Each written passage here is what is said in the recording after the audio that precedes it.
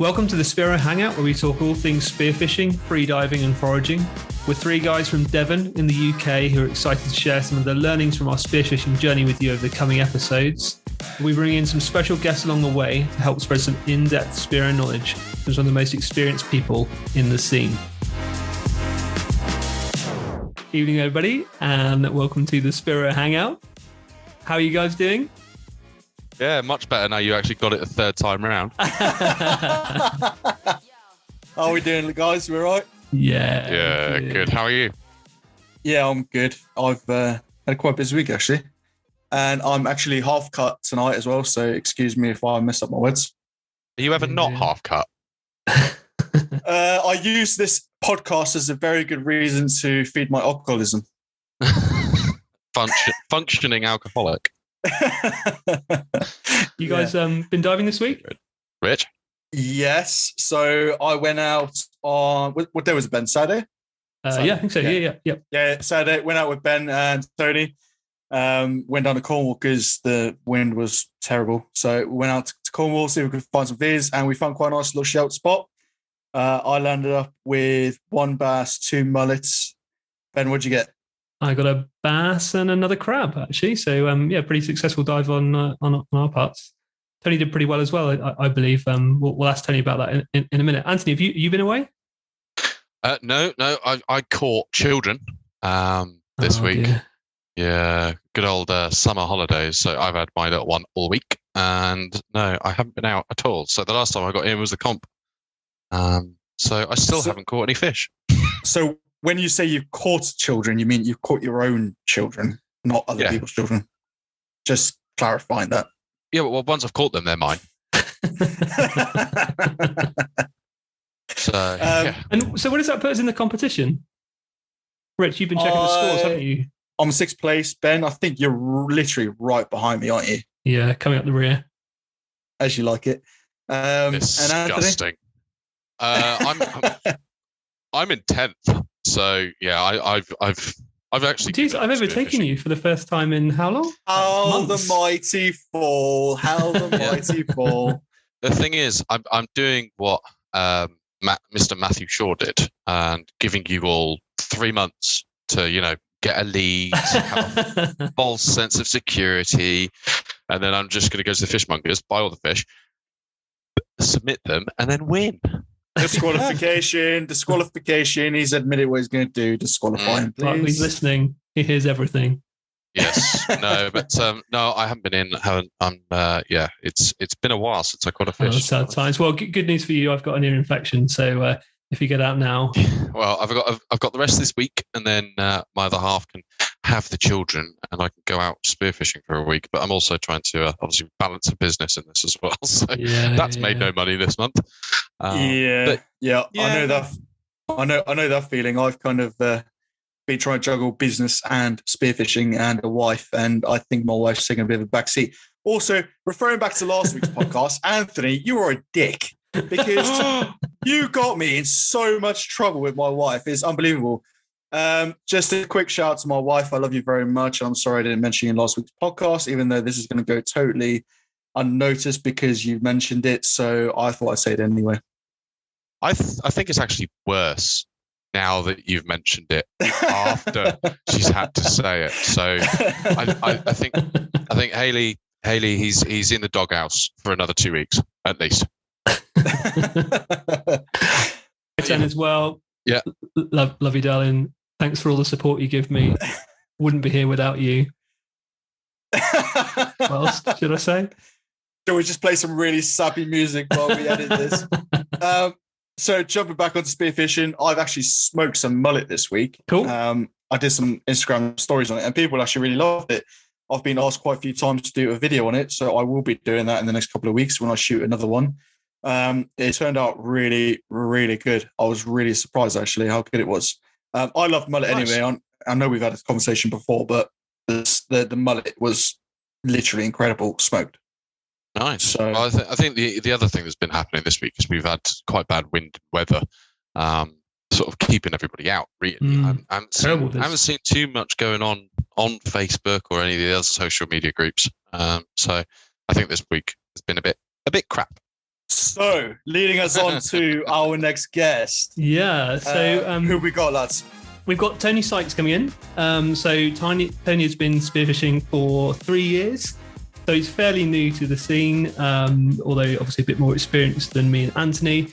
Really excited to have him on. Me and Richard actually went for a dive with him in Cornwall. St Austell Bay was on Saturday, as Richard just mentioned. That was really cool to see Tony then. All like a really successful trip as well. He's actually top, I believe, there's a start point spearfishing competition. So excited to have a winner on the podcast. Yeah, it's going to be a good show, I think. Absolutely. So let's get into it. Yo, how's it going, Tony? Yo, yeah, I'm good. Thank you. Hey, Tony. How are you guys all doing? Good. Yeah, we're good. Good. So you've met Ben before. Have you met Anthony? Or? Not sure, actually. I don't think so. Have I met? We call him have met. No, I don't think so. We call him the Pesset Ogler, if you ever want to know his nickname. I'll keep my Cornish one tucked away then, eh? I think we might have met at Talon Bay, one of the Cornwall Yes, we did. Briefly. Yes. But Anthony, I think, had his kids with him again, so I had other responsibilities on the day, I believe. Story of my life. So yeah, I thought it'd be good to kick off with what we did on Saturday. So Tony, you took us down to St Austell Bay. It was a spot that I highlighted as somewhere that I thought looked good on Navionics and Google Maps. How did you get on? It was a good dive. Thoroughly enjoyable. There was a lot of fish about in the water, which was nice to see. Loads of bass, but a lot of them were quite small. Yeah, it was tricky trying to pick through and get the decent sized fish out of the shoals. But no, it was good fun dive. A few seals about. I'm sure we'll get into in a bit. But yeah, it was a lot of fun. I really enjoyed it, and I saw a lot of bass that dive. There was a lot of mullet, a lot of fish, and surprisingly, I went back the next day, exact same conditions, and it was empty. There was nothing there. It's so weird. It goes to show it's always a school day, isn't it? Yeah. Absolutely. Good stuff. What did you come back with? I believe a couple of bass and a mullet. No, one bass, 2 mullet, I think it was. You landed the first fish as well, didn't you? I think so, yeah. I think comes down to the advantage of swimming off out in front of everyone, really. Yeah, I was going to say, you found the stringweed first, didn't you? So yeah, that's it. Yeah, good stuff. It was a really nice location and great to go out with you. I had a nice encounter with a couple of seals, didn't we? Some huge seals down there. There was a couple that were sleeping, weren't there? We got a little bit close to them and gave us a bit of a fright when they woke up. And yeah, I had a nice little encounter with a fairly young one. Got a little bit on my Instagram about that. And we played hide and seek for a good half an hour or so, which is pretty cool. You got some fantastic footage of that little one. They were, it was awesome. They're dead cute, aren't they? The little ones. They're always a lot more playful. Yeah. You just got to hope there's not an angry mum around the corner. Eh? So Tony, sorry, I missed, or I wasn't listening particularly well when Ben was talking about you when he was doing the introduction earlier on. Sorry, Ben. How long have you been spearfishing, and how did you get into it? Just coming up to 3 years. I've been spearfishing now. So not a huge amount of time really in the scheme of things compared to a lot of people out there diving. And how did I get into it? I used to do a lot of rod and line fishing, and I was never very good at it, to tell you the truth. I was useless, I think is probably the right word for it. I spent a lot of time blanking and staring at the sea, wondering if the fish were even in there, wondering if I was just fishing in an empty ocean. And yeah, I'd see other people catching fish and I could never get any. So in the end, I thought, you know what, I'm going to jump in and see if they're there. So I did. Got myself a spear gun and jumped in and found that they are there. And I really am just rubbish at rod and line angling. And how did you hear about spearfishing? I think the first encounter with it for me actually was walking back to my car on a beach in the Gower in Wales, and 2 fellas walked up the beach with probably 2 8-poundish bass each, strung off their weight belts, and that was pretty much what opened my eyes to the fact that it is possible over here. And got home and straight I did the same thing I think everybody else does. Got on YouTube and found Daniel Mann and Joe PK and and the likes, and went down a rabbit hole, and it never really stopped from there. A very expensive rabbit hole. It is a very expensive rabbit hole. Very rewarding, but it's even more expensive when you drop a gun off the side of the boat in 35 meters at Land's End. And one of the things that Matt Newman said in one of our first guest podcasts was that spearfishing gear isn't necessarily to catch fish; it's to catch spearfishers, and it stayed with me the whole time. Yeah, very much so. It's very similar to a lot of the angling stuff, to be honest. A lot of the fishing, like I used to enjoy lure fishing, and I swear I've been thoroughly hooked. I've got more lures than you could ever need. It's unbelievable. But it's just designed to catch the angler, isn't it? Fancy patterns, nice packaging. Definitely. I think a lot of us got into spearfishing from angling, didn't we? Anthony, did you do any angling before? Yeah, I did a rod and line. Yeah. Sort of from a boat mainly. I did a few sort of beach casting stuff, but I just sort of like the ADHD in me was just bored within me too. 10 minutes. And so spearfishing is completely different. You've got so much to see. So yeah, no, it's good. But so Tony, with your rod and line, was it off of a boat? Was it shore or? It was always shore fishing. I'm a bit like you. I get really impatient, so I can't sit there doing nothing. So I used to generally just walk up and down coastlines, throwing lures out, trying to fish quite actively, but just not very good at it, as it turns out. Yeah, nice. No, well, it's good to see that after 3 years, you're leading one of the competitions for the species, and it's for now we'll have to see how that plays out. But it's been going well for now. But I think a lot of that really is just down to time in the water. I'm in quite a fortunate position. I can dive quite a lot, probably a lot more than most people can. And living in Cornwall, I'm in a pretty good place for it. We specifically moved to Cornwall because I wanted to dive more. Which again, going back to your intro, I have to thank my partner for that. She's absolutely amazing. She's incredible, and I wouldn't be able to do it without her. I really wouldn't. But yeah, I spend a lot of time in the water, which I think has really helped with that competition. Yeah, I think that's the reason why I led the beginning, was because in the beginning of the season I had quite a lot of spare time, and was just able to be in the water nearly every other day. That's how you see and find the fish. But sorry, I'm taking over. You're Rich's guest. So am I the host for this one? We're all having a go. I think we're all just going for it now, aren't we? I feel like not everybody, probably a bit of exaggeration, but I feel like a lot of people get into the sport by seeing someone get out of the shore or get out of the beach from the shore.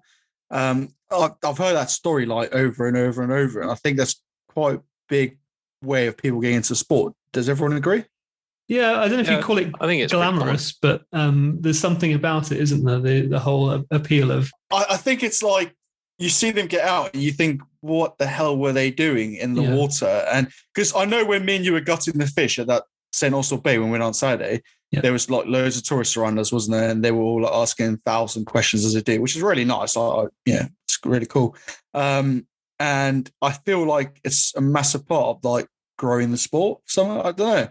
Yeah, I quite enjoy talking about it because, it's something that we froth on, to coin a Shrek term. We love talking about it. That's why we're doing a podcast, right? So when people ask us questions on the beach, it's difficult to know when to shut up, isn't it, really? Good old Shrek term, frothing on it. Digging into some of the catches that you've had, Tony, we wrote a couple of things that stuck out for us. Octopus? Yeah. There's been a few caught this year, but you've had at least one, right? Yeah, I got one, I think when it was now, a couple of months back. It was quite a nice one, to be fair. My first one as well. How big? It was a lot. It was 4 kilos on the dot. Wow. Almost. It was decent size. And a lot of fun. Very tasty. Yeah. Very tasty. I'd not eaten octopus before. It was something that I was always a bit squeamish about when I was younger in restaurants and that kind of thing. Yeah. And then since I started spearfishing, I now have a rule to myself. I don't buy fish. If I'm going to eat fish, I'm going to catch it. So I won't buy any seafood because I don't like supporting the commercial side of trawling and the way that they're caught in that manner. It's not really for me. I'm a bit more sustainable than that. So I'd never had the chance to try it. And they're not safe. If I see one, it's coming home. They're not safe anymore. They're far too tasty. What did you do to cook it? Because I've heard quite a few people say it's quite a tough meat. You've got to do quite a lot of preparation in order to make it. I was really, really fortunate with that. When I caught it, it was during a camping weekend down here in Cornwall. And thankfully, the wet mammal, Sam Clothier, he's quite big on Instagram and YouTube. He was there and he was able to sort of help and give me some guidance. So we boiled it for about an hour and 20 minutes, an hour and a half. Cool. And then took it out, let it cool down. And then after that, we put some of it into a curry, a load of other fish, and the rest went on the barbecue. Lovely. And on the barbecue, it was unbelievable. Unbelievable. So nice. And it wasn't tough at all. Boiling it beforehand and softening it that way really helped. It was just, probably one of my favorite seafoods now. That's awesome. Where would people go to find an octopus if they wanted to do that? I would say look same kind of thing really for everything. Look where its food is. Yeah. Find out what they eat and then go look for that. And that's really going to be your best chance of finding them somewhere. I mean, there's never any guarantees. And in this game, there's no guarantees with anything, but always start with the belly. Look for what they're eating, and then you've got the best chance. So lobsters, crabs, other shellfish, octopus are well known for it.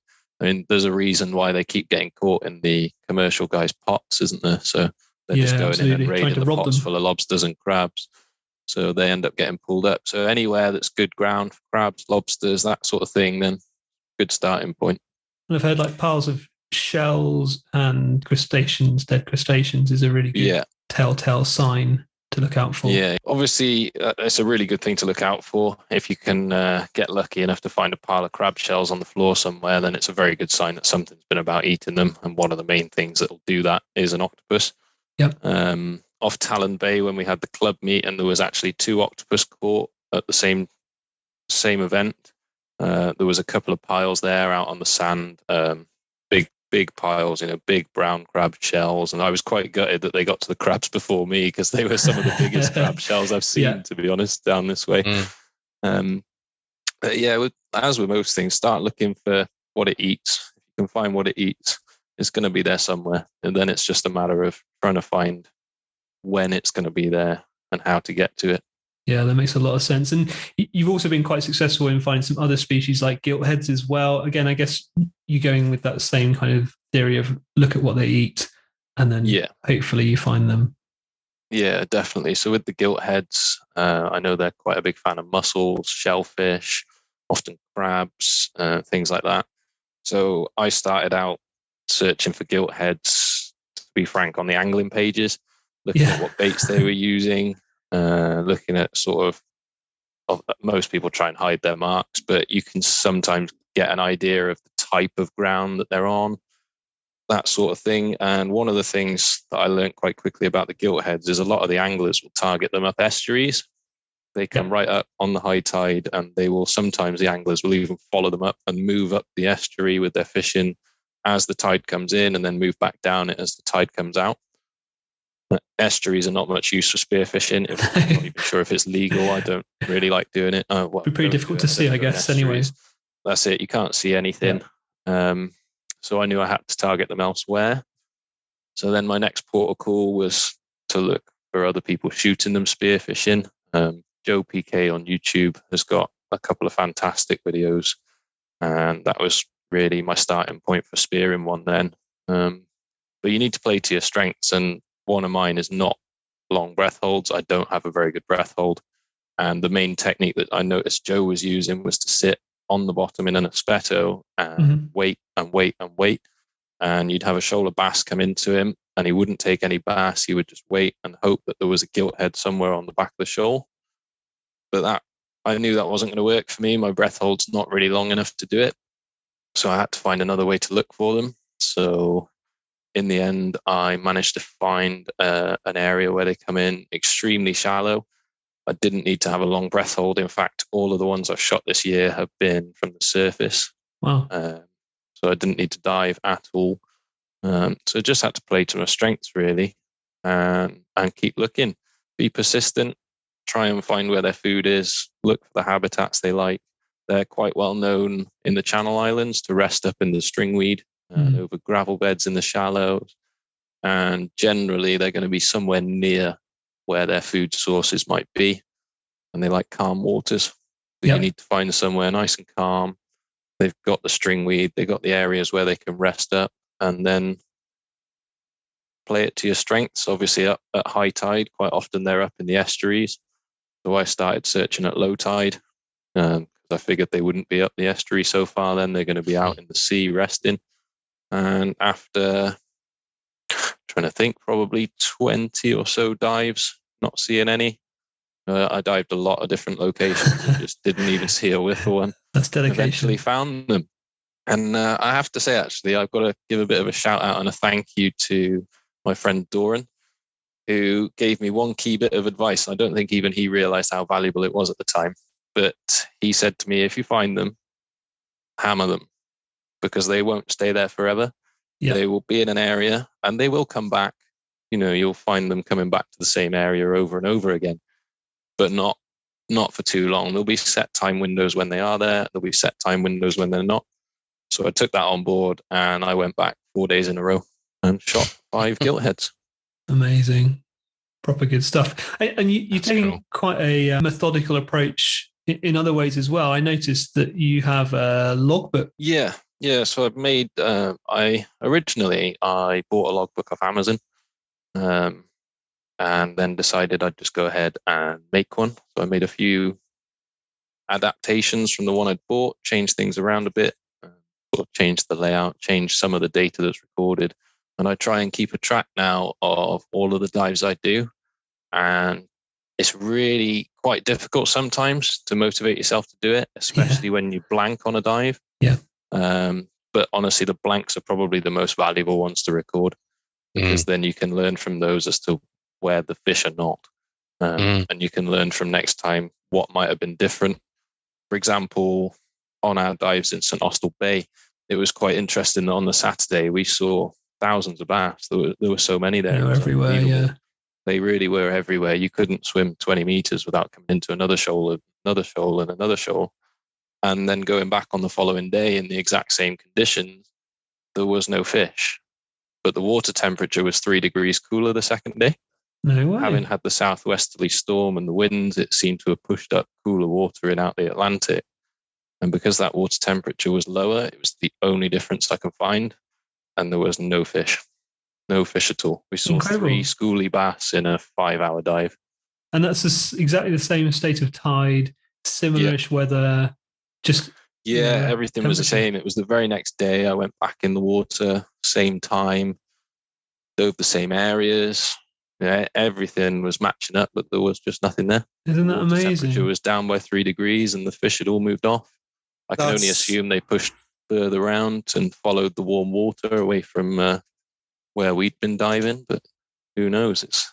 That's crazy. Yeah, that's crazy considering that when we were diving there, I mean, I saw hundreds of bass. I probably hazard a guess at thousands. Oh yeah, literally, like there was a lot of bass. I mean, all right, maybe 98% of them were too small, but yeah, there was a lot of bass there. So that just shows you that couple of degrees in water temperature makes a huge difference. Yeah, definitely. So if change. Yeah, so your logbook then. So if you're recording every single dive, like temperature, water conditions, fishy scene, etc. First of all, where can people order your logbook? It's on Amazon.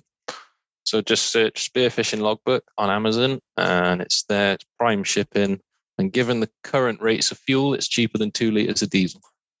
Nice. So after that little plug, right? Let's go back to logbook. So if I'm gonna order logbook and I'm gonna fill it in, I'm just pretending I'm a bit of a newbie for a minute. So I'm filling it in and everything else. Pretending. I'm currently being you in the species comp, so keep quiet over there. So I'm filling in this logbook and talk me through, like, what difference does that make, really?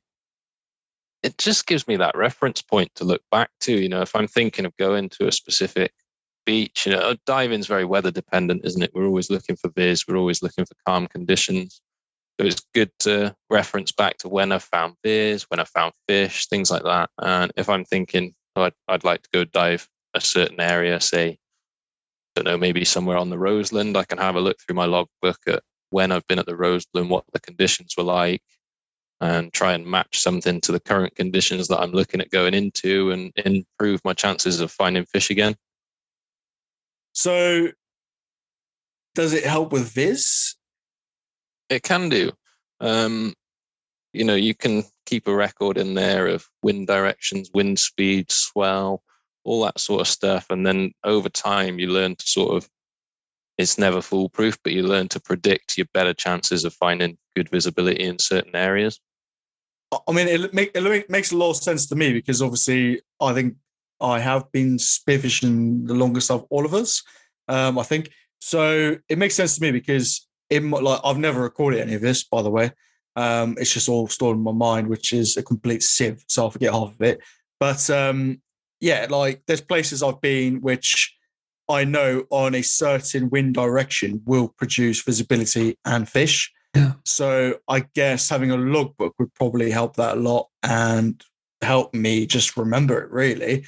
So yeah, that's a great idea. You coming up with that. I really like that. There's something else that leads onto this, really.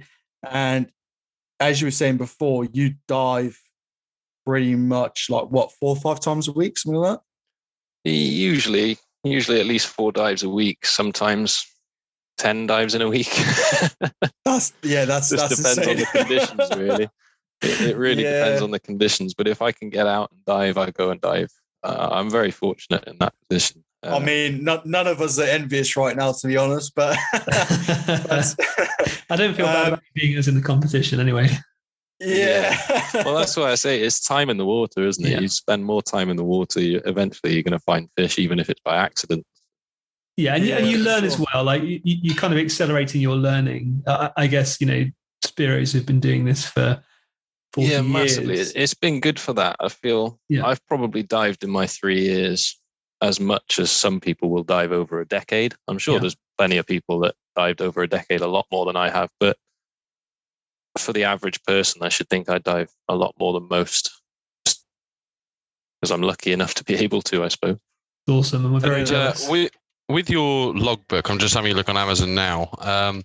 The pages look blank. Is it not a photocopy of the one that you've currently filled in? Unfortunately not, mate. You don't get to win the one with everything filled out already for you, I'm afraid. Can I just have the page? Yourself. Can I just have the page with the Gilthead breams in it, please? It'll cost you 100 quid. Is that it? That's a bargain. 100 quid. Give me bank details. Count us in. No, it's not wait sale, for really. Wait for 4 days payday, and I'll send that across, mate. Trouble is, I know it'll be resold 50 times. So, did you go on a course at all during any of your spearfishing, like for freediving or spearfishing? Yeah, I have. I've done a few actually. I think it's really helped a lot with accelerating sort of my progress. I know at the start of last season, I mean, for some sort of context, last season, March, April time, my PB depth, I think, was about 7 meters, 8 meters. My PB breath hold was 35 seconds, something like that. And I was still catching fish. You don't need to dive to the bottom of the Mariana Trench for 4 hours to catch fish. They're found in the shallows often. But to then come to where I am now, I hit 20.5 meters recently. My breath holds are up over a minute. I'm much more consistent at finding fish. They've really helped sort of accelerate the process, and to do so safely. I learned a huge amount of safety stuff on the various courses I've done, and that's probably my favorite thing about them, really, is all those aspects. And so with those courses, was it the courses themselves that gave you the ability to dive deep, which I think probably the answer to that part is going to be yes, but also your breath hold? Do you do any work on that sort of after the courses? Is there any sort of, like, inverted commas, homework that you do? So I've done a couple of different courses. They were both a little bit different. So in terms of depth and breath hold, that came more from my more recent freediving course that I did. I did a freediving course with Matt Hill and did my Molchanov's Wave 1. And that was a lot about learning to relax properly, proper breathe up techniques. There was a lot of safety stuff in there as well, rescuing and proper buddying techniques. And that came with a fair amount of information that you can, a lot of information, a lot of theory, a lot of technical data for freediving, learning safety aspects of everything, and also techniques for how to do it, different equalization training skills you can use. I'm quite fortunate. I'm one of the lucky ones that can just hands-free equalize. I don't really need to use my hands for it, and I've always been able to do it. So that's quite nice. But I got a lot in terms of depth and relaxation technique for freediving from the Molchanov's course, which does transfer across into spearfishing. Obviously, if you've got that little bit more time or you can reach deeper depths, it gives you the opportunity to maybe look for fish that you might not otherwise be able to get to. But at the same time, it doesn't teach you how to hunt fish. That's something, again, that you need to learn outside of a freediving course, really.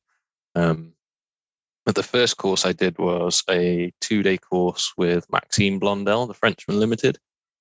And I think that was probably the biggest jump forward for me, was doing that. It transformed my ability to dive. I was still at the 7 to 8 meter PB depths. I was still 35, 40 second breath holds max. I wasn't shooting many fish. I was going out maybe 1 or 2 fish every 3 or 4 dives. So I was struggling a fair bit there to find fish, but having done the course with Max, we covered so many different aspects of spearfishing. The first day, there's a huge amount of stuff on safety and rescue and dropping your weight belt. That was quite an interesting one to do with Max. We went into 10 meters of water and worked on my duck dive, which just improving my duck dive in 15 minutes. Max added 3 or 4 meters to my PB depth and just put me straight down on the bottom at 11 meters, just from improving my duck dive alone. And then we moved on. We dropped the weight belt then on the sand and got some safety practice in there, and practice and recover in your weight belt and recover in dive buddies. But then the course moves more on then to hunting fish. And even at the time, over the 2 days of the course, it's tiring, but I learned a hell of a lot. But I don't think I appreciated just how much at the time. And in the following 6 months after the course, I think that's when I got the most value out of it. Nice. Just applying everything that I learned really changed things for me a lot. And I went from catching 1 or 2 fish in 3 or 4 dives over to catching 3 or 4 fish per dive quite often. And it really, really helped. Mate, you are lucky. Max let you drop your belt over the sand. He's been a bit more cruel to me when I went back since, don't worry. I had to drop my belt in the kelp. Oh, nightmare. And then, on my first course, and then dive back down in 10 meters and get it where he was there. So I felt pretty comfortable. But you've done quite a few of his courses, haven't you? Or been on his boat a few times? I've done 4 days total on paid courses for Max. And then I've been lucky enough to be able to go out and dive with him a couple of times outside of the courses as well. And there's just there's nobody quite like it really that I've met yet in terms of their ability to find fish and put you on something. You'll always learn something. You'll never dive with Max and come away from it thinking, I haven't learned anything today. He's fantastic. His ability to find fish is amazing. His knowledge of the sea, he's been doing it for so long. It's just fantastic. And his ability to use logic and reason to put your mind at rest is really quite good as well. I've had difficulty in the past diving in poor visibility or seeing things in the distance that you're maybe not sure what they are. And in reality, it's probably a funky shaped bit of kelp or a massive seal. And my brain's going, there's a great white. But Max has been really, really good. really helpful. Just, did you ever do the mask off test at depth? I'm not sure that I did, actually. I'm pretty familiar with taking my mask off underwater. I used to scuba dive when I was younger, so I'm not too bad without a mask on. But I can imagine it might make some people nervous. That was one of the things that got me. It was down at sort of 15 meters when I was doing the course for the Go freediving, and obviously you'd done your buddy dives, and then the instructor sort of comes along and says, "Right, go to the bottom. I'm going to take your mask off at the bottom and rip it off your face." And he's sort of like, okay, well, I'll do it. And then when it happens, that instant, it's kind of like the shock to your body when you jump in cold water. That instant cold water hitting your skin just makes you go, time to go, time to get up to the surface. And after the first second, you then realize, actually, no, I'm fine. I'm going up to the surface and just chill. And it happened, funnily enough, on a dive in quite late evening when I was on the boat with Max. And we were just on the way back to Plymouth. I was going to jump in because I'm really active on being out and getting in as much as I can while I'm out. And we went to a little pinnacle off of Plymouth, got to the bottom, hit a bit of kelp, mask tore down, luckily. And I mean, it was already dusk or getting close to. And so I was kicking my ass up to the surface, and I was like, nah, enough's enough. We've done a day's diving, and my mask is just torn off my face. So fuck this. Let's go. Thank you very much. Yeah, it can't be a very pleasant experience to have your mask ripped off underwater. I mean, I have a GoPro mask, so it's got the GoPro mount on the top. Yeah. And I'm forever bumping it on the top of caves when I got my head in holes looking for lobsters and things like that. So I often get a mask full of water, but I haven't yet fully ripped it off yet. I have ripped a snorkel off my mask before. It ripped clean out the clip, and I lost that. That was a pain in the backside trying to dive without a snorkel afterwards. But yeah, luckily I've not lost the mask underwater yet, thankfully. So you've done loads of courses. I mean, like, of everyone I know, you've probably done more courses than anyone I know, actually. We constantly speak to newbies, and they're always asking. Well, you always see them asking on the groups anyway. What course should I do? How do I get into it? Everything else. I mean, I'm guessing I know the answer, but do you promote that newbies do courses, or do you promote that newbies just jump straight in? Because I've seen you comment on pretty much every single post on Facebook. I'll take you out. I'll take you out. I'll take you out. And it's great to see. I absolutely love it. If anyone knows me, they know that I am the person that loves to take newbies out. I took Ben and Anthony out, I think, when they were fairly new. I love it. And that's one thing that I admire more about you than anything else, is the fact that you're willing to help so many newbies out. But again, going back to the question, do you recommend that people do the courses first, or do they jump in first? What do you think? I think it's down to the individual, really. I like you, I absolutely love showing people, and I started diving in Wales. I had no dive buddy, so I know what it's like to not have a dive buddy and not be able to get out very often because you've got nobody to dive with. So I'm always happy to take people out. I love it. It's so much fun, and seeing the smile on someone's face when they put the first fish on the stringer is just phenomenal. Yeah, it's amazing. But as for doing courses, I completely recommend them. I'm in the fortunate position where I could. They're not cheap. That's something I will say, but they're worth it. You definitely get your money's worth. It's not something where you spend that money and feel like you've been robbed and you've got nothing for it. You spend that money and you get a lot of experience. You get taught by some extremely capable people, and you really will learn a lot. So for the safety side of things, if you want to take it seriously, if you want to be safe and you want to learn to get good at it, I would absolutely recommend doing a course. But just getting into it, if you're just more interested in the spearfishing side of thing and putting some food on the table, I would say go for a course with the Frenchman first, if that's what you're into. If you're more into wanting to get out and just dive and have a look around and maybe take some photos, maybe a freediving course might be for you. But I strongly recommend people do a course. It's a much safer way to get going. It's a much better introduction. And if you can afford to do it from the off, and you know that it's not going to be a waste of money for you and you are going to continue spearfishing, then I would jump on a course straight away. It would be the first thing I'd do, because that way you don't pick up any bad habits. One of the first things Max had to do for me was unpick bad habits that I'd learned by diving on my own and doing silly things that we all shouldn't do. I'm not sure. I think there might be some availability with Max in September this year. I think he's got extra dates, but I'm not sure. It's usually sold out for the year, so you've got to be pretty quick to get on a course with Max. One of the main things I enjoyed about my course with Max was what I took away from it over the following not even 6 months, ever since I did it. I'm still improving my technique based on things I learned on the first course I did with Max, and not getting those bad habits. And I was diving for such short amount of times that really you could have probably taken an 80-year-old chain smoker and they could have held their breath that long. that leads me on to, like, Anthony, you smoke as well, and you told me before that you don't get contractions either. So that's really that's a link, isn't it, towards smoking? So, like, do you both get contractions? Do you know you get contractions? Like, how long do you have to go till you get contractions? So I do get contractions, but usually they won't kick in till well after a minute now.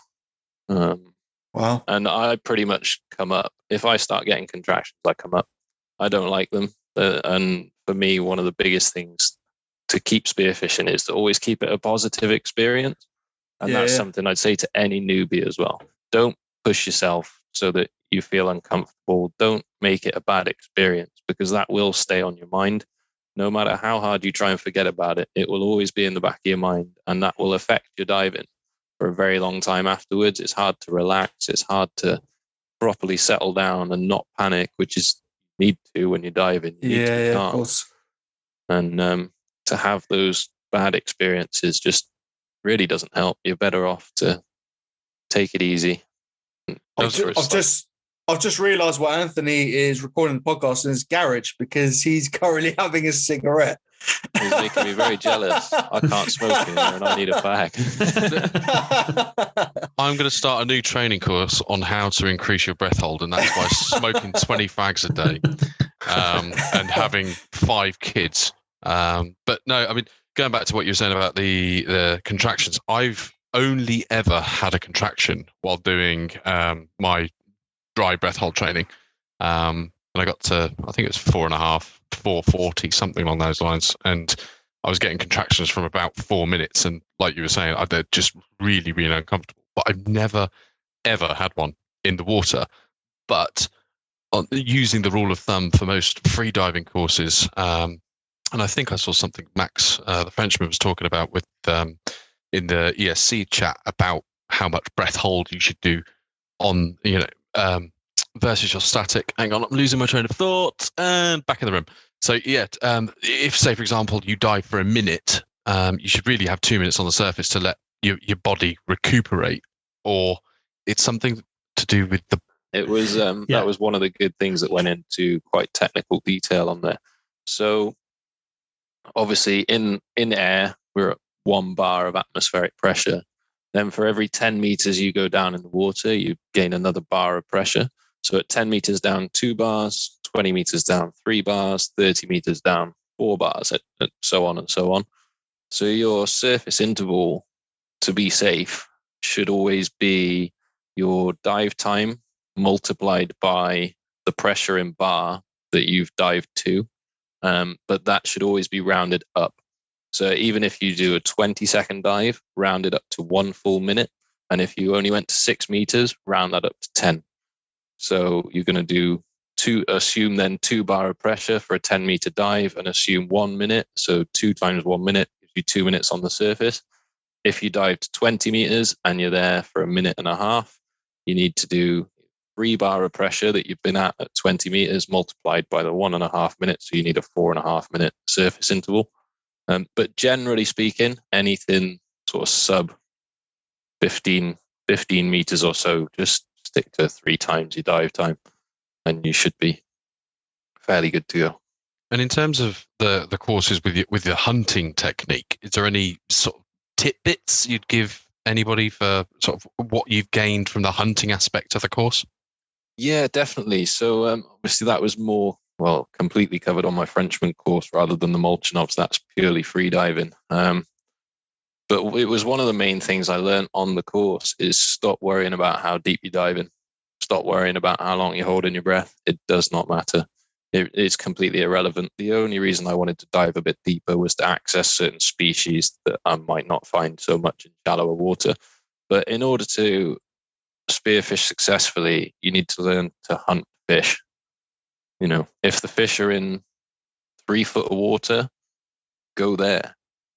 Don't make the extra effort diving down to 15 meters. And the amount of times when I was starting out where I would hang in close to a beach because I was too nervous to swim out, and I'd see other people going way, way out 300, 400, 500 yards off the beach and diving 12, 15 meters. And they'd come back in with maybe a pollock, and I'd be there with a couple of flatfish, a mullet, a bass, cuttlefish. And they're looking at me like, you're the newbie. How did you do this? I looked for the fish. I didn't look to dive deep. And it's something I really learned from Max was different techniques about how to spearfish better. Not how to free dive, but how to go out there, what to look for when you are looking for a place to find fish, different species, the different behaviors that they have, and different techniques that you can use to target them, or even sometimes bring them to you, and all that sort of thing. Really, it's very focused on being a better and safer spearo rather than just diving a long way down and holding your breath. Nice. I feel like we should be paying for this information that we're getting from you. We're paying for it in sponsorship of Max's course. I paid for it. I paid for 4 days on the boat with Max. It cost me $1, but it was worth every penny. I would do it again. I'd spend all that money again tomorrow if I got the opportunity to go out again with him. I would. He's phenomenal. So maybe all the newbies out there just dive with Tony because he's been out with Max, and then you can just learn it for free. I don't know. You can't be getting it from the source. I'm always happy to dive with people. I really am, and I love it. It's so rewarding helping people out. But you can't beat going to the source. Max is phenomenal. Yeah. If he's got dates and you can do it, ring him. Get yourself booked in. So, like as I said before, obviously you're one of those people that I admire in terms of taking newbies out. If there's like one bit of solid piece of advice that you're going to give a newbie, what is it? Oh, what was one piece? There's a few really, but one like the most sort of pinnacle piece of advice. What is it? Have fun. Go out there and have fun, because that will stop you pushing yourself. If you're diving too deep and you're getting uncomfortable, you won't be having fun. Go out there, take your time. It's not something that happens overnight. You can't just get on a treadmill and do loads of cardio and in a month have a 3-minute breath hold. It's not how it works. The only thing that's going to improve is time in the water and getting some proper education on how to do it. So in the meantime, have fun, go out there. If you really are that new to it, get used to putting a snorkel in your mouth, breathing with your face in the water, because that's an alien feeling for some people, and enjoy it. Look for fish. Look where you're confident looking. Go to safe places. I've shot flounder underneath people that are swimming off a beach. You don't have to go far offshore. You can go to some really safe places and enjoy it. Nice. Yeah, that's really cool. Yeah, you were saying that the best advice is just enjoy it. I think that's great advice. Yeah. If they were going to follow like a particular course or like a number of steps to become a bit more experienced, comfortable, what would you suggest they did? The first thing you want to do is, obviously it depends on your situation. If you're somebody that's in the water a lot already, you've probably got a wetsuit and a snorkel and a mask. So you're not going to need a huge amount of kit, especially when you're starting out. You need a surface marker buoy or a float, something to let the boats know that you're there, and a spear gun, because you won't shoot much without one of them. But they're pretty cheap, right? Like the surface marker buoy, £30, gun, 50 quid, something like that. They're pretty cheap. I think they've gone up a bit since I bought mine, but they're still 20, 30 quid for a cheap float. And you can get a perfectly good, perfectly serviceable and long-lasting spear gun for less than £100 if you look around a little bit. And you don't need to spend a huge amount on kit to start with, really. If you're just looking to try it out, get yourself a little bit of kit and get in the water. That's the first thing I'd say, is just go out, get in the water, take your kit with you and get used to it. Because if you are going to spend the money on doing a course or something like that, you don't want it to be the very first time you've ever put your kit on, because you're going to spend more time learning how to put your kit on than you will getting more out of the course. But for me, if I was starting out, I'd get a little bit of basic kit, a nice, a simple spear gun, maybe a single 16mm band, 80 or a 90 gun. It depends what the viz is like wherever you are. I like the longer guns, but I dive in Cornwall a lot, where we tend to have better viz than most of the rest of the country. So the longer guns work well. But get yourself a bit of kit, get out there, get in the sea, get used to it. Just stay safe, stay in sheltered areas, nice and close in. And then for me, I mean, I went on the course with Max. Obviously, we've gone over that a lot. And that helped a lot with spearfishing. Then if you can, there's other places that offer courses too. If you're not able to get on one with Max, there's you've got Freedive UK. Who else is there now? Yeah, I think Anthony did Freedive UK. I did David Mellor's course. Yeah, no, Dave Mellor's really highly recommended. Go freediving. Yeah. So there's quite a few options out there. Get yourself on one of those just as a bit of an introduction, so you've got a jumping off point. And then I would say get on Facebook, join some of the groups. There's some fantastic groups on Facebook. You've got Southwest Spearfishing, South Devon Spearfishing, Dorset Spearfishing. There is, I think, UK Spearfishing Buddies, which is UK wide. There's a whole load of groups on Facebook.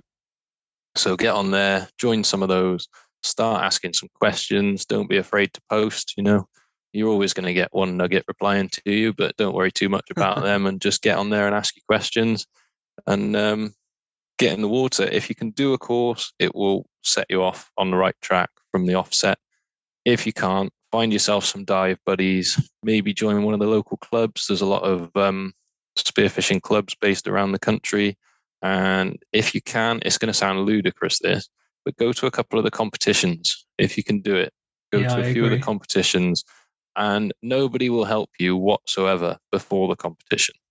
Before they all go out, nobody will tell you anything. They won't tell you where to go. They won't tell you what fish to look for. They won't tell you how to do it. But as soon as that competition is done and everybody's weighing their fishing, they're the nicest people in the world. They will help you out no end. They might not say to you, if you dive this exact rock here, you'll find this fish. But they'll certainly be more than willing to give you pointers and help you out. And it's a great way to meet people, get yourself some dive buddies, and that enables you to get more time in the water, really. Just referring back a little bit to what you said about like kit stuff, like you, as we said before, you dive like pretty much nearly every day, right? So yeah, I'll tell you what, before I ask you that question, I'm going to start with myself, and I'm going to tell you what I use as lube to get into my open side wetsuit. KY. Yeah, basically. Like, believe it or not, I did hear this the other day that you can use Sykes lube to get into it because it's non-corrosive to your wetsuit. So just in case you run out, just go upstairs to your bedroom closet and pull it out and you'll be fine. So you can use that. Just don't get spotted by a tourist on the beach. They will ask questions.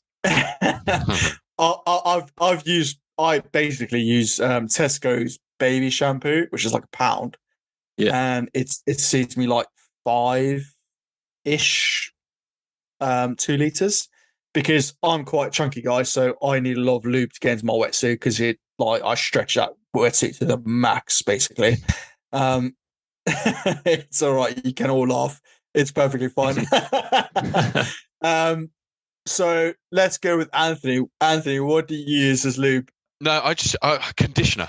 I tried shampoo, found that it just unless you got like the Johnson & Johnson baby shampoo type thing, it wasn't very lubricating. Whereas conditioner, we all know the feeling of you've conditioned your hair and then suddenly, as soon as the water touches it on your head, you're underneath your feet to start going really slippy. But no, I just use a tiny bit of conditioner in a 5-litre jug of warm water, and just soak the thing in it, soak myself in it, and it glides straight on. Nice. Yeah, same, mate. Yeah, I use conditioner as well. I did buy that Slippy lube, the powder stuff that you make. Oh, yeah. I think it's silicone based, which is the same as like Sex lube. It is for the same kind of, or from the same kind of chemical. Right. But it was quite expensive. It was about 15 quid for a little thing that makes up, I don't know, 20 dives worth or something like that. Mhm. Whereas a conditioner, I just buy the biggest conditioner I can find in Waitrose or Tesco's or wherever. That sees me for 10 dives, and like Anthony said, it's about £1, something like that. And I find And it's now better you- than shampoo, much more slippery. And now you know how posh Ben is because he shops at Waitrose. So yeah, leading me on to my original question, then Tony, what do you usually? Because you literally dive like most days, and I find that if I dive a lot, I tend to get quite a lot of like spots on my skin and stuff. Yeah. So what do you use as lube? So I'm a bit odd. I've got really sensitive skin as well, so diving most days can be a bit of an issue if I don't have the right stuff. But I've found I use I think it's Asda's own baby head to toe wash. I don't like the shampoo. The baby shampoo seems to still give me a reaction. But the all over baby soap that works pretty well. And yeah, similar to you, I get 5 to 6 dives worth of lube out of a single bottle, and they're about £1 each, so it's not too expensive then. But the biggest thing really is to wash your wetsuit after every dive. Wash your wetsuit and wash it well. A lot of people just dunk it in the water and take it back out, but you need to wash it. That neoprene is really porous, so just put your thumb on the end of the hose and really spray the wetsuit down and get the old soap and, I hate to say it, but piss out of the wetsuit as well. I mean, I dive with a pissette, so it's usually not a problem. But even then, sometimes you get a little bit of back pressure or something, and it gets especially into on a the long trouser dive, eh? leg. Yeah, so just wash the wetsuit well is the main thing. Wash it if you can in between dives. Dry it. I know drying a wetsuit's a bit of a pain, especially in bad weather. If you can't hang it outside somewhere, they take ages to dry. But yeah, that would be it. Baby head to toe wash, and make sure you wash your wetsuit really well in between dives, and also shower after every dive. I find that really helps a lot. I always clean my ears out in the shower. It helps stop me getting any ear infections, and it helps keep my skin a bit better. I still find on the days where been a bit lacking in some of my wetsuit care and maybe not washed it between dives, then it drives me insane. And I'll be out in the water 2 hours into a dive and I'm trying to scratch my back and itch my legs. And I'm so wound up by it that in the end now I make sure I wash it. And what wetsuit are you using, Tony? I'm diving in a 7mm at the moment. It's Epsilon wetsuit. I bought it purely because it was mega cheap on clearance, if I'm honest. They had the right size on clearance, so I think I paid about £35 or £40 for the trousers and about 60 for the jacket because it was on clearance. Wow. Anthony, what wetsuit you got? Non-branded, one that I got from a gimp shop, I think. It feels tight enough to be from a gimp shop, but no, I've got a Start Point wetsuit, 7mm top and bottom, which at the moment, I mean, that thing is just so hot. When I first bought it, I took it out for my Go freediving course to Tenerife in 26-degree water. I took 7mm top and bottom. I mean, how the hell I didn't pass out within the first 20 minutes? And even at the competition, we were saying the other day in the last episode, I had to flush every 30 seconds. I was just roasting, so I need to go down to a 5mm now. Nice. Ben? Yeah, Epsilon as well. I really like the fit. It's that I've got a Start Point 5mm and an Epsilon 7mm, both really good wetsuits. For me, I think I stay still quite a lot at the top of the water. Like for breathing, I don't tend to move around too much between spots.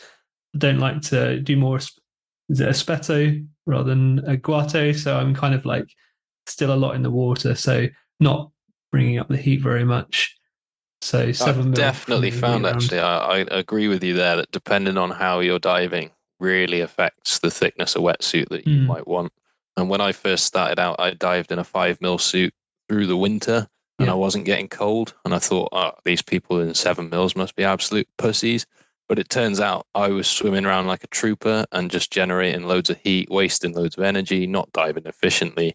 And as I've got slower and really lowered my heart rate, been more relaxed, you just don't create any heat naturally from your body. So I found then that the slightly thicker wetsuit has worked And all it's right, much really. better And to on be a really slightly hot warm, day, right? you just let Yeah. some water in. Yeah. That's it. Yeah, it's much better to be warm than freezing cold and shivering, because then everything goes to shit. You can't hold your breath, you can't relax, and you lose a lot of motor control when you get cold as well. So you start missing fish and things like that.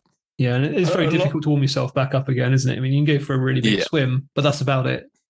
Yeah, and then that wipes out your energy and puts your heart rate through the roof. And by the time you get calmed back down, you're cold again. It's a lot of challenge newbies being the cold. A lot of newbies have asked me this question as like whether they get 5 mil or 7 mil, and also like how to take care of their wetsuits. So let's play another quick game. I'll start with myself, and we'll rank our smell of our wetsuit 0 to 10. Well, I rank your smell, Richard, after that journey home from Cornwall. I think we definitely need to call this "How rank is your smell?" How rank is your smell? So my smell is probably about 7, because when we're out on Saturday, I bent over many two times, and my dick came out of my cassette, and I couldn't be asked to go back in shore and put it back in. So yeah, I'm going with a 7. Anthony, what you got? Again, it depends. It depends on the dive. Like I've gone on a 6-hour dive, come out, and I still smell like conditioner. But then I've gone out on a half an hour dive where I get out and it's like piss, BO, diarrhea up my back. It's just nothing. So yeah, I've ranged from 0 to 300. So what are you currently on? Well, currently on a bench, and I don't think I've shat myself, but possibly, yeah, it ranges. Like Tony was saying earlier on, one thing that I am really religious with is getting back and making sure that my missus washes my suit. So, yeah, it without fail, it gets washed after every dive. And Tony, what you got, mate? Mine's not too bad at the minute. It's I'm going to put it about a 3 at the minute, because I do pretty diligently wash it, and I blast the hell out of it with the hose. I don't just sort of wet it a little bit. But interestingly, I found the thing that makes it stink the worst is sweat. It's a lot worse than pee. If you've got a really long walk on a hot day and you get sweaty before you get in, and it's disgusting. Your wetsuit is buzzing when you get back. You really got to wash it out. And Ben, what you got, mate? Yeah, I guess I'm pretty good at washing it when I get back. I take it into the shower with me. I don't know if that's bad for wetsuits, like slightly warm shower. But I tend to stomp on the socks. God, no. Socks are the smelliest, right? I don't know if that is sweat or piss or whatever it is, but the socks, God, they stink, right? So I put them on the floor of the bath and stomp on them, like once I'm doing my shampoo and conditioner, just to try and get the stink out. That usually does a pretty good job. So I'm probably down to a 1 most of the time when I get in. But if I do a longer dive, like the 6-hour, what did we do the other day? 7 hours or something like that? It was ridiculous. Anyway, yeah, I think we did 6, wasn't it? And then you guys went back in again for round 2. Yeah, it was another hour. It was a pretty long dive. Yeah. So when I got that suit out, that was 8.5 maybe. I would say probably the worst thing for me is actually the car, because I've still not made the purchase of buying a dry bag to put all of the suit in before I stick it in the car. And so I've got it's like a 2 meter long perforated bag that I thought would be really good for airing all the kit out, which it is, in the back seat of my car. So I get in the car the following day and it's like, what hobo has been living in this car overnight? It's just like, ugh. Oh, dude, I did the worst thing ever with that. I always like to pick up litter when I'm in the sea, and it's always good to pick it up and clear it out. And I found a load of fishing line all tangled up in some rocks. And I just ripped it out, and it had some seaweed on it and bits, but I couldn't really be bothered to pick all the seaweed out. I just thought I'd bring it all back and get rid of it. And I left it on the parcel shelf of my car on a very, very hot day. Oops. And it was only 3 days later I went to get back in my car and discovered that there were several mussels wrapped up in that seaweed. Oh my God, my car was ripe. It was horrendous. Just it was so bad. Scrap it. send it to Heinz Heaven and just scrap it. Get rid of it. I did actually write it off about 2 months later. This is where you all make the mistake of not using your wife's car to dive. That's what I do. See, mine doesn't drive, so I don't have that option. Neither does mine. She's chauffeured around everywhere. Funniest story that you got diving, Tony. Oh, I don't know. I've done some silly things, eh? I suppose I've actually got probably one of them. I've even got on video somewhere. I don't know which of my socials it's on, but I think I've got it on video. I found a bullhuss sleeping in the kelp, and me being the mature 33-year-old adult that I am, decided it would be a really good idea to just pick it up and try and get a photo with it. And obviously it didn't get the memo that I only wanted a picture, and it bit me. It turned around and it went ballistic, and it managed to get hold of my right arm. And there's a video of me flapping about and panicking and waving a bullhuss out the surface of the water with it still attached to my arm somewhere on the internet. I'm sure if you search UK Spearo, you'll find it on there somewhere. Nice. Nice. Fantastic. I think we've got some listener questions for our last segment, Tony. I guess we'll take one each if that's all right with you, lads. So I'll start. What's the most challenging dive you've had so far, and why? I've had a couple. Bad viz is always a difficulty for me. I mentioned it a bit earlier on. I struggle mentally in bad viz, just to settle down and calm myself. I have irrational fears when it comes to the sea. I think I shouldn't have watched Jaws when I was younger, really. I guess it's only like anything less than 10 meters down in Cornwall, right? Yeah, pretty much anything less than 10 meters in Cornwall is pretty bad viz. But I did start in Wales, and I remember one of my first ever dives, I managed to split my forehead open because the viz was so good. I swam straight into a rock. I couldn't even see it. The viz was about 4 inches, and me being new thought, I'll just try anyway. That was a stupid idea. But I think my most challenging thing I've ever dealt with was seasickness on a dive. And it was one of those dives where, like Richard was saying earlier, I said to somebody, come along, I'll take you out on a dive and we'll go. And the conditions weren't great, but they'd driven down halfway down the country to come and dive. So I thought, we've got to go and we've got to give it a crack. And by the end of that dive, I was blowing chunks straight out the top of my snorkel. It was horrible. And it really messed with my ability to dive. It's just horrendous. The seasickness got so bad, I felt like I was completely drunk. And in the end, I had to call it. I had to say to the guy after about an hour and a half, I'm really, really sorry, mate, but I got to go in because otherwise I'm going to pass out here or something. It was pretty bad. That was quite challenging. Do you take seasickness tablets now, Tony? So occasionally, if I'm going out on a boat, occasionally I'll take them. But I generally try. I'm a bit of an addict for ginger ale, ginger nut biscuits, that sort of thing. It's quite good for settling your stomach. And I'm trying steadily to get a bit better at looking for areas where I'm not going to get so seasick when I go diving, try and find better conditions, really. And you've got to be a bit careful with those tablets anyway, because they make you a bit sleepy, don't they? Yes. Yeah, that's it. So they do affect your physiology a little bit. I'm nowhere near experienced enough to tell you exactly how. I'm not a doctor, but yeah, they definitely do affect you. They can cause drowsiness and stuff. So, they've got to have some effect on your body. And they also, some of them have caffeine in them to kind of counteract that. But obviously that raises your heart rate. So if you are going to take some, definitely look for ones without caffeine in. Yeah. Because that's, unless you're Anthony, and then you just take 7 and drink it with a monster. Yeah, it's one to watch for. Even things like paracetamol, quite a lot of the time, paracetamol's got caffeine in tablets as well. I didn't realize that. A headache and stuff like that, then have a look.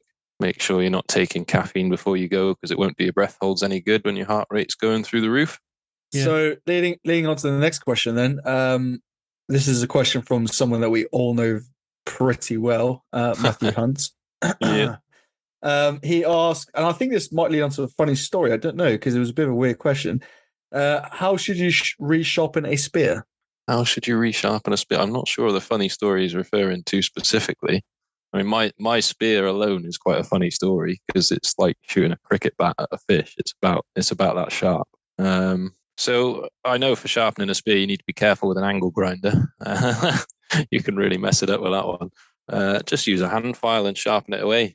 Mine is the bluntest spear you'll ever see. It's quite funny. It's pretty much flat on the end. It's more of a hole punch than a pointed tip.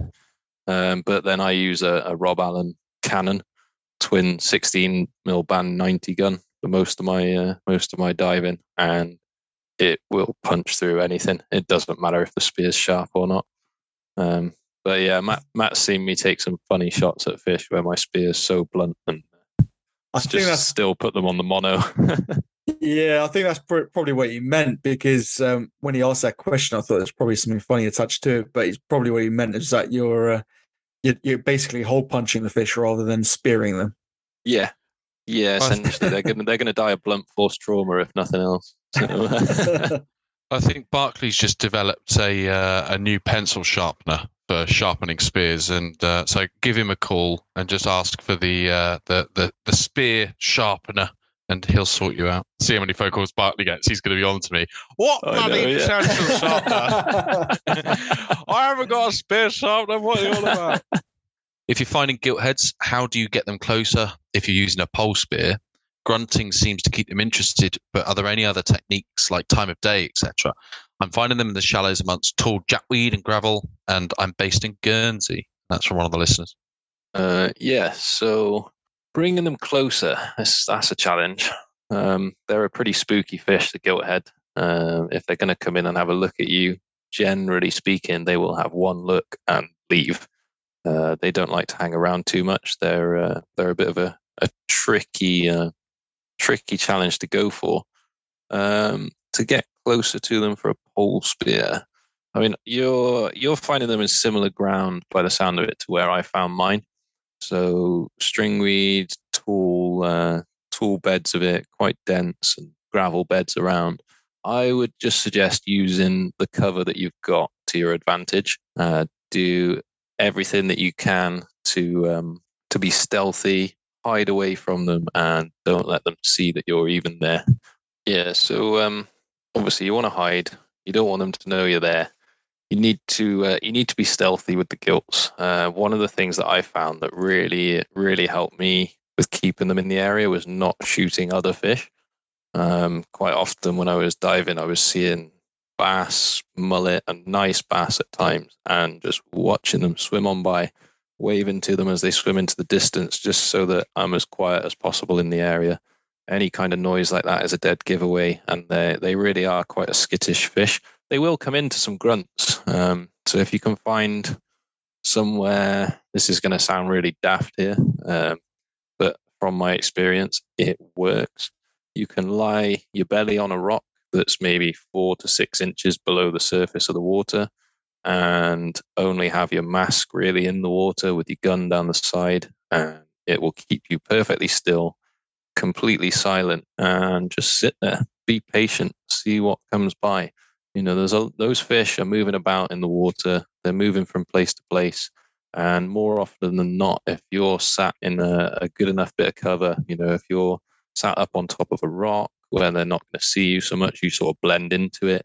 Or if you're in a very, very thick, dense patch of stringweed or jackweed or whatever you can use around for cover, really, just try and take advantage of that. Try and be still, try and be quiet, and hide from the little buggers. Don't let them know it's coming. So obviously you got 3 gilthead for the species competition, haven't you?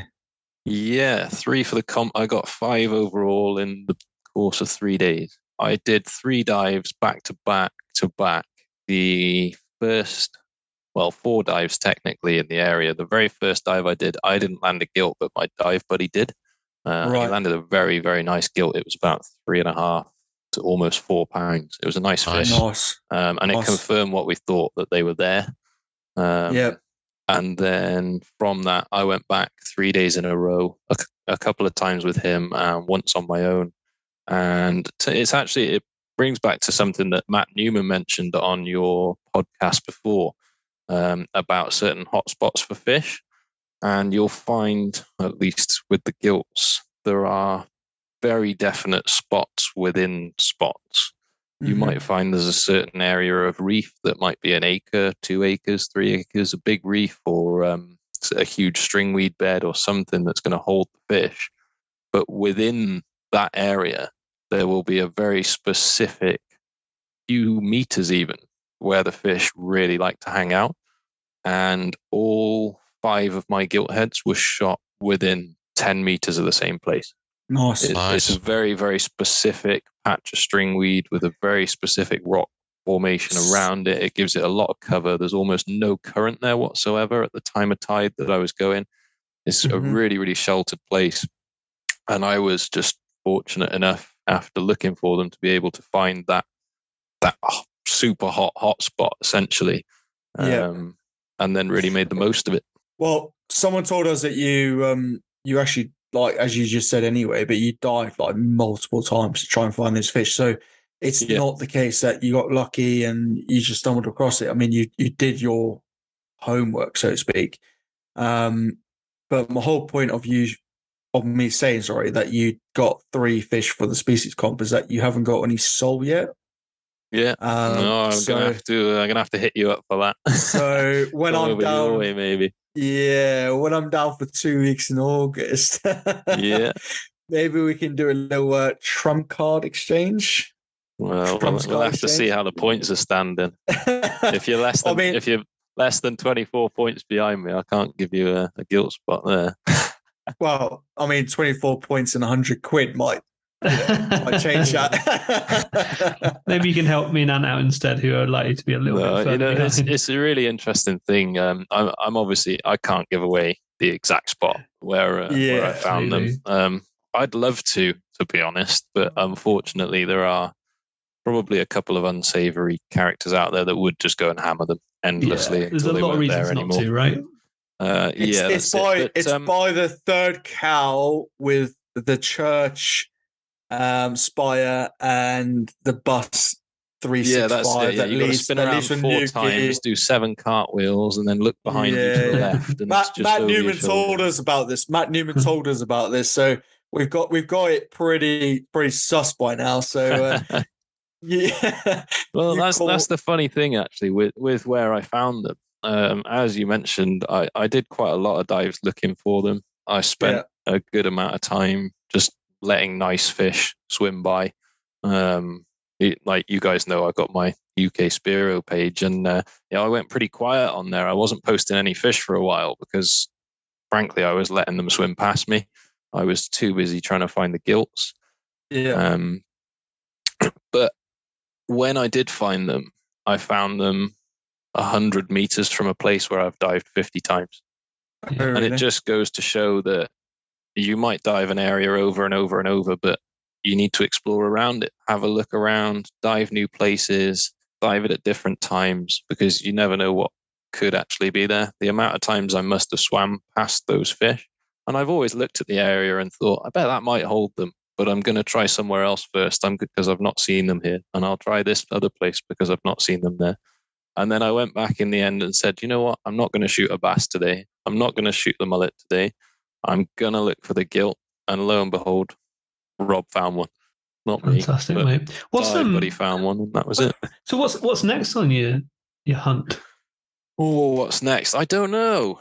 Obviously, Richard mentioned the flatfish there, the sole, and I need to find some place. I think, let me have a look. I've got it all printed out here. Give me a second. Not that I'm taking it seriously, but I've printed out the list of exactly what I'm trying to achieve. I did the same.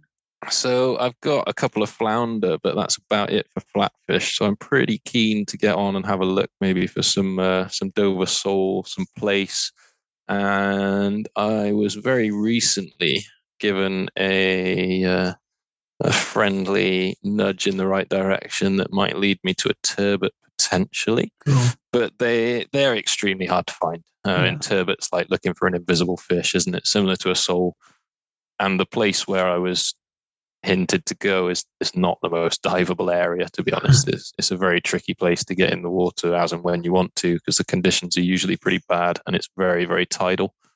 But yeah, I'd quite like to go for some flatfish, or possibly I've got some ideas on where to maybe look for some Cooch's bream or a triggerfish, and I'd like to get my last mackerel, or maybe a black bream. They're probably the ones I'm going to focus on. I've got some ideas on where to go for a guaranteed triggerfish and a guaranteed black bream.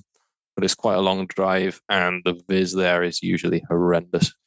So well, there's a couple of questions I've got out of what you were just saying there. First one being mackerel. How the hell do you shoot a mackerel? Those things are going 7,000 miles an hour, and they're about the same size as your little pinky.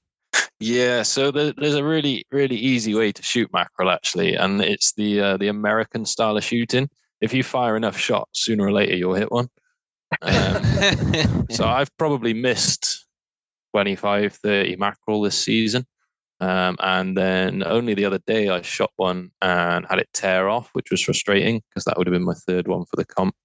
But just keep shooting, keep doing it, keep firing. And I always say this to everybody that's struggling with their aim with shooting: stop thinking about your aim. Don't look down your gun. Just look at the fish. Look at the exact spot that you want to shoot on the fish. And I mean the scale. Don't think I want to shoot it in the head. Think I want to hit that scale right there on the fish, or look it right in the eye and then point your gun there and pull the trigger. And 9 times out of 10, your body will be able to aim a lot better than your brain can. Yeah. And on the second question, what you were saying about viz, one of the biggest things that I keep thinking about recently, and the reason why I haven't been diving recently is because of the viz. But locally to me, I'm in Starcross and Exeter, so I've got access to effectively Team Bridge and the Bay and stuff. But one of the local spots that I was looking at is the viz. Pretty much, it's always 1 to 2 meters at best. Yeah. How would you go about hunting in half a meter viz? Is it doable in spearfishing? Is it a case of you're just lucky if you bump into one? It's definitely doable. You're gonna maybe want to target specific species in bad viz. I mean, I wouldn't bother going scouting for a flatfish in 1 meter of viz because it's going to be a lot of work. And generally speaking, you find flatfish when they're sat still on the sand and not moving, or next to a reef, that kind of thing. So you're covering ground and you're relying. It's a very visual style of hunting. But if you've got a reasonably short gun, I mean, I've shot mullet in half a meter of viz with my 90. But it's definitely doable. It's just a case of getting in there and being persistent. If you can call the fish to you, that always helps. There's a few tricks I use to call fish into me. There's the standard grunt that comes from the throat that I think just about everybody that spearfishes picks up pretty quickly. But there's a lot of things that work. Again, it comes back to hunting the fish rather than just looking to dive deeper. But call the fish to you, rattle your gun around, experiment with different things. Obviously, bad viz, the visual tricks might not work. Throwing up some sand in the sea and half a meter of viz, nothing's going to see it, so they don't care. But if you can maybe make some sounds that will bring fish into you, and then be ready. That's the biggest thing with bad viz. Is be ready to fire your gun. If you sat there just aimlessly looking around, gun by your side, and a fish swims by, you've already missed it. It's too late by then. So you need to have the gun ready. You need to have a very itchy trigger finger, and you need to be ready to fire the second you see that fish. You need to make the split-second decision if it's big enough and pull the trigger straight away. I was just going to say, shall we play another game? Give us your yeah. I saw your face light up then, Richard. Yeah. I saw Ben keeping an eye on me. You go first. Well, you don't know the game yet. Let's each say a way of calling in the fish, shall we? Okay. Anthony, you're in 10th place. You go first. I tend to send them a message on WhatsApp and just ask them politely with a few emojis. No, the only way that I currently have done, for me, I only ever try it with bass because they tend to react to it. It's just a normal throat grunt that everybody uses, and I normally do it 1 to 3 times at most per dive, and I'll do it right as I hit the bottom and I'm comfortable. Do the 3 grunts and then sit still and just wait for the inquisition of the fish. I didn't know there was any other types of grunts or whistles, so I'm looking forward to hearing all of Tony's. And Ben, what you got?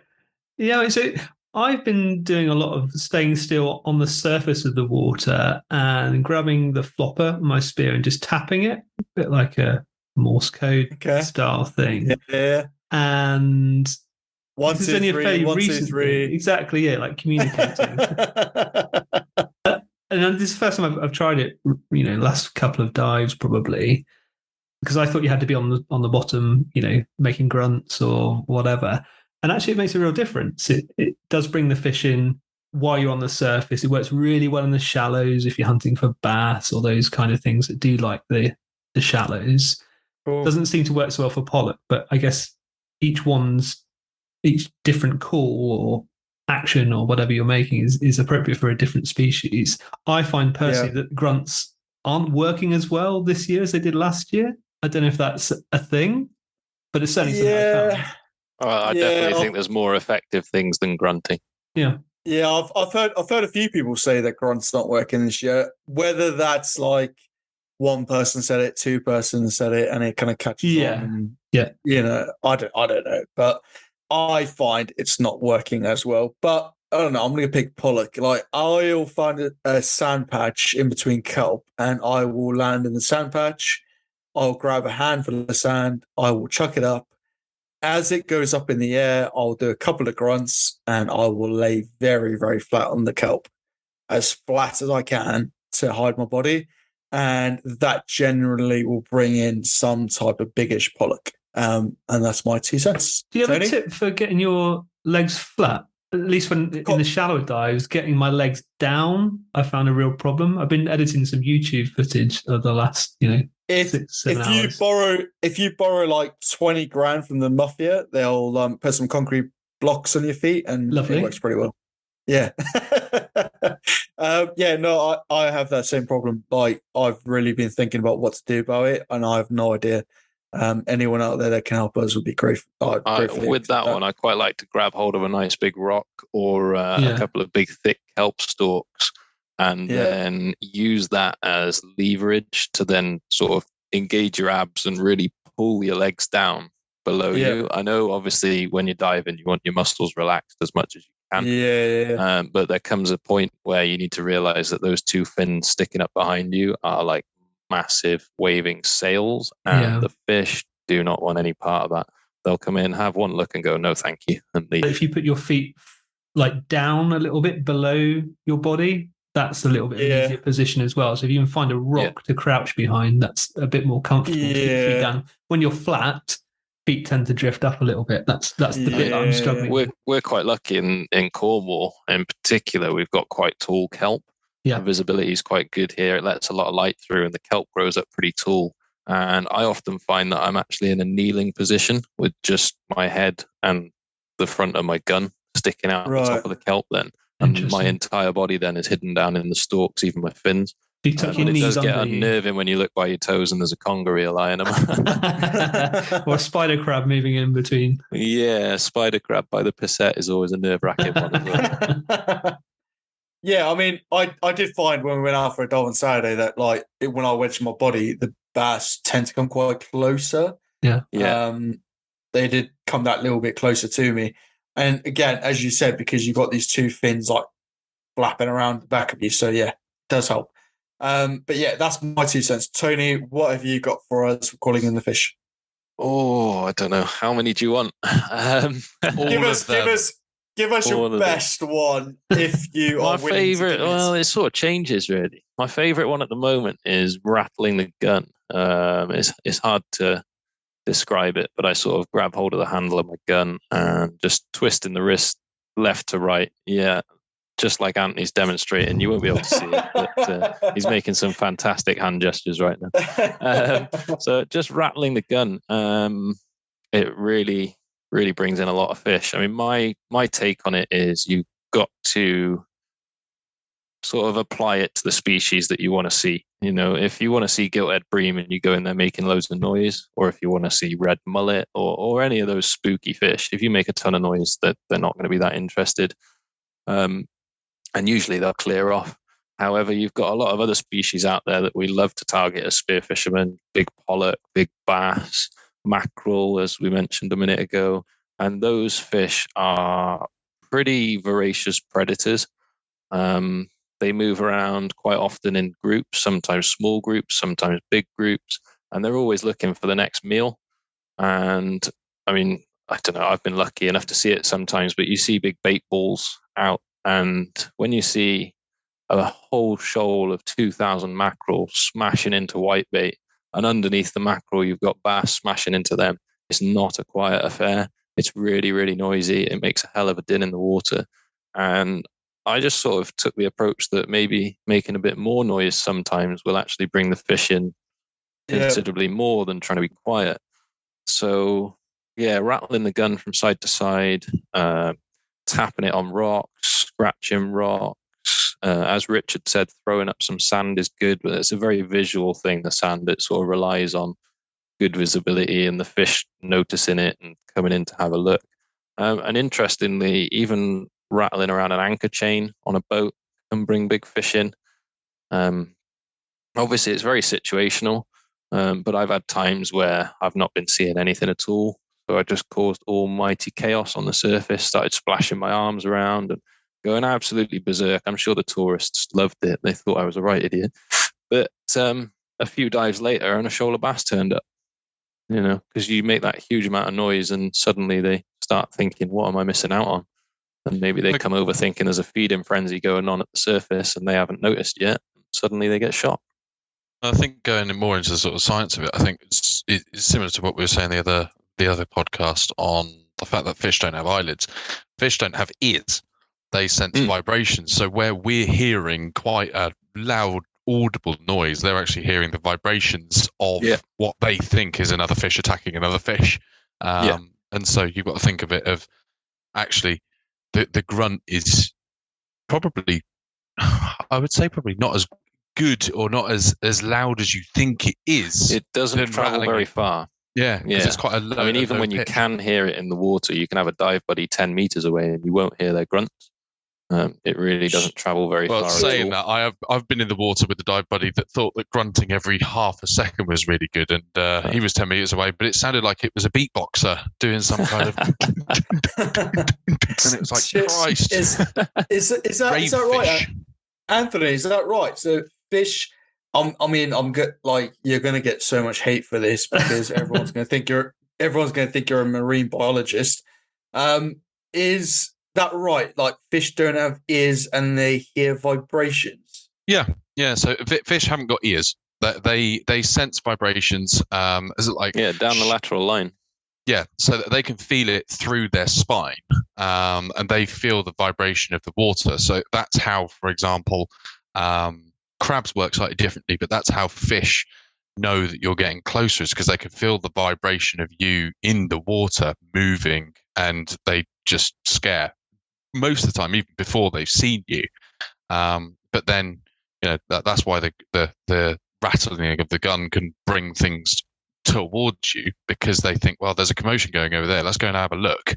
It might be a meal that I could nab a part of.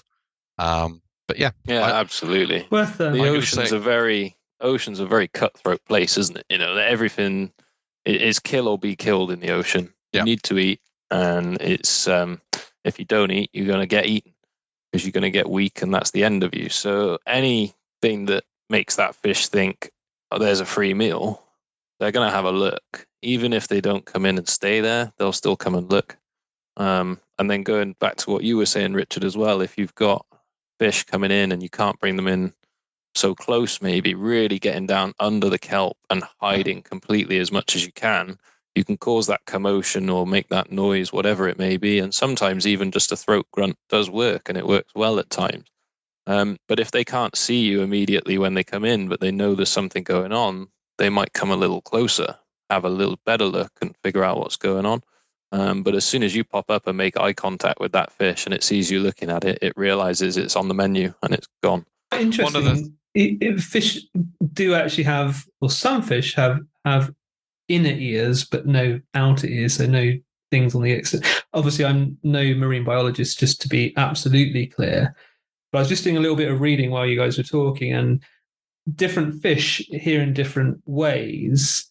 some fish hear very well, some fish don't. They also hear in different wavelengths, and maybe there's something in that. I don't know if anybody's researched into pollock and bass and red mullet and gilthead and all these other kind of things that we want to find. I've heard that grunting works well for gilts. Interesting. And I wonder if that's because of a certain frequency that grunting works in, but perhaps that wouldn't work for another species like red mullet. Interestingly, with the gilts that I shot, I stoned 2 of them, but the other 3, once I brought them up out the surface, they were grunting. Obviously they were in distress, and you could hear a very, very similar grunting noise coming from the fish as I would make in the water. Like a gurney. Well, that's one of the things with flatfish. Is a flatfish will warn other flatfish around it when it sees a danger or something. And flatfish grunt. Flounders, plaice, they grunt, and you can just, if you're really quiet on the surface, and I've heard it a couple of times, and you're just about to start going down. If you do a really good duck dive, you can actually hear them grunt as you're going towards them. And it's quite cool. Here as well, all my fish attracting techniques. This is only my own theories. It's not proven. I was just about to say a full 360 back straight to the Frenchman. I heard him say once that if you can hear fish, like you can hear them almost warn other fish that you're in the area. Like, you know, that clicking noise, like I sometimes think it's like lobsters and crabs and stuff. And my gilthead spot that it's fish. Yeah. It's fish warning other fish that there's something in the area. I've heard it like multiple times. I've dived down, and just going back a little bit to what we were saying before, I've hid behind a rock, grunted, shook the shit out of my spear gun because you taught me that on Saturday. And when you taught me that, I did it. And the amount of bass that came in was unreal. I've seen a few people do it on Facebook since you actually released your video. I've seen quite a few people doing that, and it seems to work a treat. It even called in the golden mullet, so I'm giving that little tip out there for free. It called in the golden mullet, but yeah, apparently that grunting, clicking type noise is fish. Yeah, it's very much a good telltale sign if you're in a good spot. If you can hear that clicking, it's a good thing. It means there's fish in the area, there's creatures around. If it's silent where you're diving, then there's probably nothing there.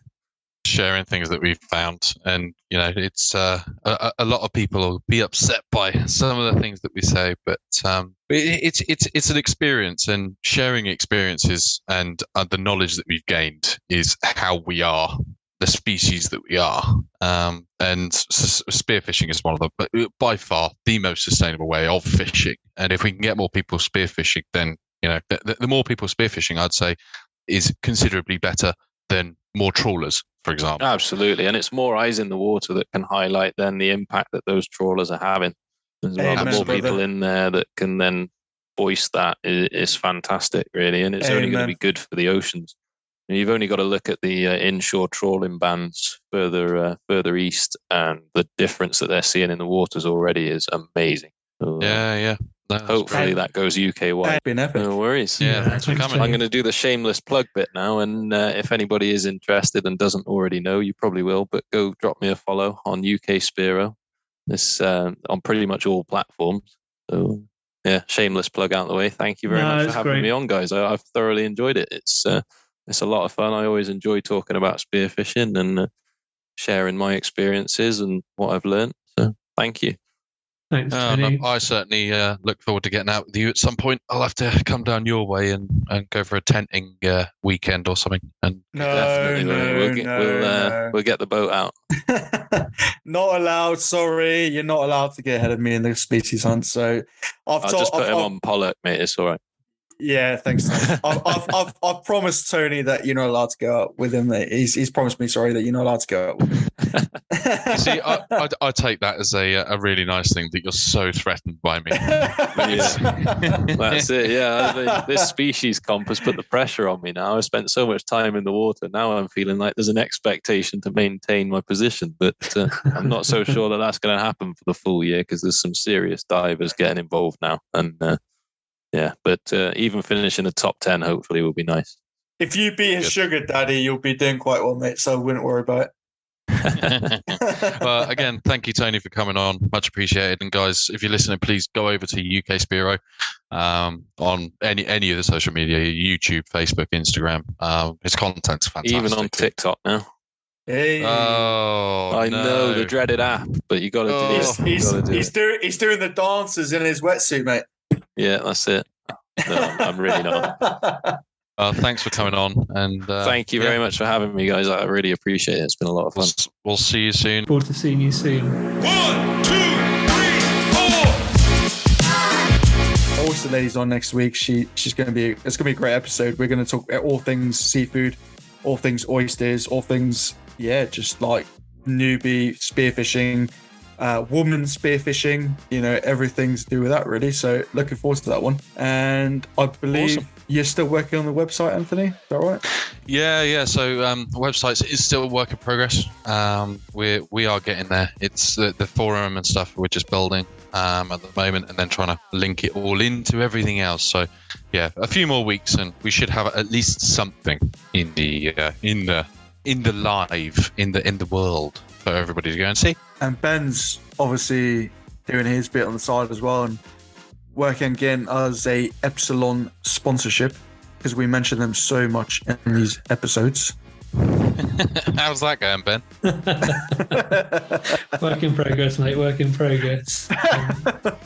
The other thing we were going to say is if anybody's got any suggestions for us or any corrections for us, and I'm sure there'll be a few from this episode, if you send your request to the spearohangout@gmail.com, it'd be great to hear from you. Yeah, that's great. I mean, we literally touched the surface with Tony, didn't we? I mean, I once when we did the episode of Matt Newman, we got so many requests to do a second episode. I think that's probably going to be the same with Tony. So we might have to do a second episode, but we'll do that in the future. Tony, thank you so much for coming on. We look forward to it again. And what are you boys up to the rest of this week? Recovering.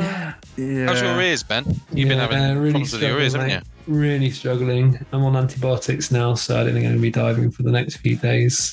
I don't know how long I need to leave it after antibiotics, but I'm hoping I can get in straight away. Once that's sorted, just in time for the competition, which, thank goodness, the missus has just sorted my childcare out for the day because she's off in Paris that week. So, yeah, Nice. Looking forward to doing that with you guys. Awesome. So are we looking forward to beating Anthony again then, or are we That gonna? silence I don't want to get cocky. Says it all. See, yeah, Ben. That's the thing, though. You got to watch out for the silent ones, haven't you? We're gonna have our picnic on the beach again, just casually take our time hunting mullet and wrasse and whatever else. Is wrasse included? I don't even know. I don't think it is on this one, but yeah, I'll probably do my usual swim 300 miles and catch sweet FA. But no, I'm going this time. I'm going with my gut that I should have gone within the beginning. So I think it'll be a good competition, especially considering that was the first competition that I think all of us had done, apart from Ben, and did one at the end of last season. Oh yeah. Yeah, so second competition, a little bit more feeling natural in it. And You've dived this spot quite a few times as well, so I might actually follow you this time. I do. So Shalabra is Big Brew Bay and Burr Island. I've dove it a few times. I know the area quite well. I know the ground, and fingers crossed, I know where the fish are. But again, like Tony was saying earlier on, that it's so weather dependent on the days before and the water temp. Sorry, Ben. I might ditch you, mate. I might have a picnic with Anthony this time. Yeah, but I really want Ben's nuts in my mouth. Okay, well, I'll leave you two to it. I promise to bring my nuts. I promise to bring the banana. No, it should be good. And I look forward to getting out with you guys. And hopefully, Ben, your ears are better soon, so we can get out. Fingers crossed. Maybe next week. Cool. Sweet, guys. All right. Catch you next time. Speak to you next week. Looking forward to all the recipes. See you later. Cheers. Bye. Bye, mate. Cheers, guys.